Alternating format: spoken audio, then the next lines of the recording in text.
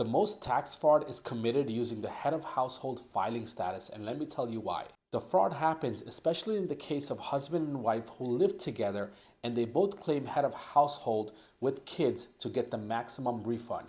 You're not supposed to do that because when you're married and living together, you cannot claim head of household. The only time you can claim head of household is if you don't live together the last 6 months of the year and you were married. Head of household filing status is really for single mothers, single fathers, or just anyone who has a dependent, and they provide more than 50% of the living cost of the house as well as 50% of the cost of that dependent. So basically, if you're unmarried, divorced, have no dependents, then you have to file single. Usually what happens is people who are married and still choose to file head of household even while they're living together, they get audited. A few years later, they have to produce documents for their head of household filing status, and if they do not, then they have to pay back that tax refund with penalties and interest.